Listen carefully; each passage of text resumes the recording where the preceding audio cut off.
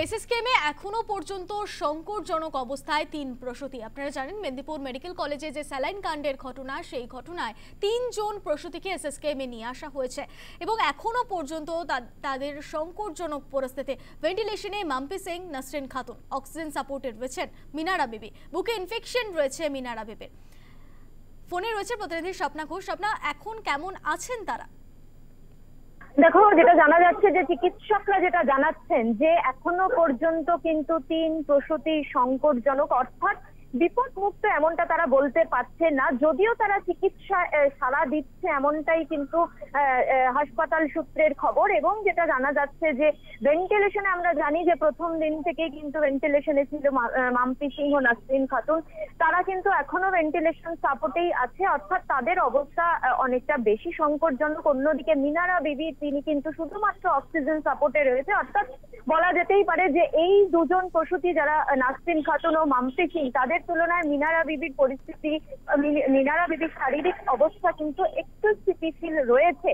কিন্তু তা সত্ত্বেও চিকিৎসকরা কিন্তু তাকেও বিপদ মুক্ত বা সংকট থেকে মুক্ত এমন কিন্তু বলতে পারছেন না। আমরা জানি যে যখন হাসপাতালে নিয়ে আসা হয়েছিল, এসএসকেএমে যখন তাদের নিয়ে আসা হয়েছিল, তখন থেকে কিন্তু মাম্পি সিং এর কন্ডিশন অত্যন্ত বেশি সংকটজনক ছিল।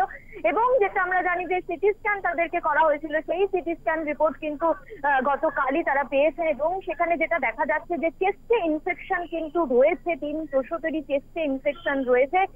এবং তাছাড়াও কিন্তু তারা বলছেন যে এই মুহূর্তে কিডনিতে যে সংক্রমণ, তাও কিন্তু এখনো পর্যন্ত রয়ে গিয়েছে। তার জন্য তাদের কিন্তু ডায়ালিসিস দেওয়া হয়েছে প্রয়োজনের ভিত্তিতে। এছাড়াও চিকিৎসকরা সর্বক্ষণ তাদেরকে পর্যবেক্ষণ করছেন এবং তাদের শারীরিক কন্ডিশন কেমন রয়েছে তা কিন্তু চিকিৎসকদের নজরদারির মধ্যেই এক প্রকার রয়েছে। চিকিৎসকরা যেটা জানাচ্ছে যে এই মাম্পি সিংহ এবং যে নাসরিন খাতুন, তাদেরকে অনেকবার চেষ্টা করা হয়েছিল যে ভেন্টিলেশন থেকে বাইরে বের করে আনার একটা চেষ্টা, ট্রায়াল চিকিৎসকরা চালিয়েছিলেন। কিন্তু দেখা গেল যে এই নাসরিন খাতুন কে আনার পরেও কিন্তু তার ভেন্টিলেশন আরো প্রয়োজন হয়ে পড়ে এবং তারা আবারও তাকে ভেন্টিলেশনে দিতে বাধ্য হয়। সেক্ষেত্রে দাঁড়িয়ে এখনই বলা যাচ্ছে না যে এখনো এই ৩ প্রসূতি এখনো বিপদ মুক্ত। বেশ, ধন্যবাদ স্বপ্না।